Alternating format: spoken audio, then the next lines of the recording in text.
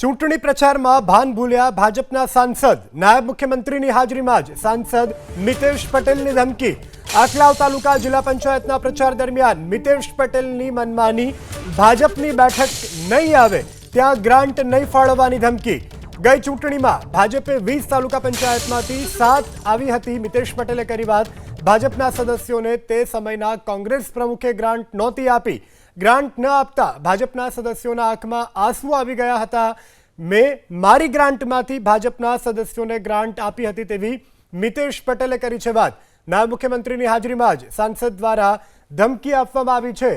કહેવામાં આવ્યું છે કે જો મત આપશો તો જ તમને ગ્રાન્ટ આપવામાં આવશે, ભાજપની બેઠક નહીં આવે તો ગ્રાન્ટ નહીં ફાળવવાની પણ ધમકી।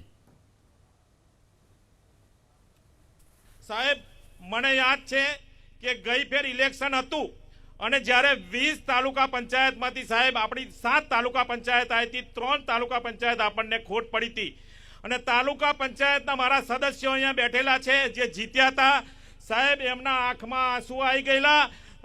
તાલુકા પંચાયતના પ્રમુખ કોંગ્રેસના હતા, એમની જોડે ગ્રાન્ટ લખાવડાવી સાહેબ અને ગ્રાન્ટ આપી નહીં। મારા તાલુકા પંચાયતના સભ્યો એમના મત વિસ્તારમાં સાહેબ વિશ્વાસ આપીને આવ્યા હતા કે અમે તમને ગ્રાન્ટ આપીશું। સાહેબે મારી આગળ આવી, એમના આંખમાં આંસુ આવી ગયા। એ જોઈને મેં મારી ગ્રાન્ટમાંથી એ લોકોને ગ્રાન્ટ આપી અને એમના વિશ્વાસના કામ જે એમને વચન આપ્યા હતા એ વચન બધા જ પૂર્ણ કરાવડાયા।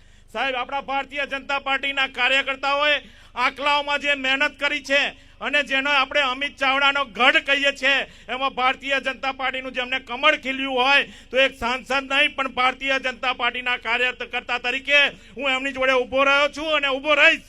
અને આ વખતે પણ એમને જેટલા પણ આપણે તો એમને વોશ આઉટ કરીશું, પણ જો કદાચ એકાદ પણ જીત્યો ને એને આપણે 1 પણ રૂપિયાની ગ્રાન્ટ નહીં આપીએ। હું તમને અહીંયાથી કહું છું કે 1 પણ રૂપિયાની આપણે ગ્રાન્ટ નહીં આપીએ।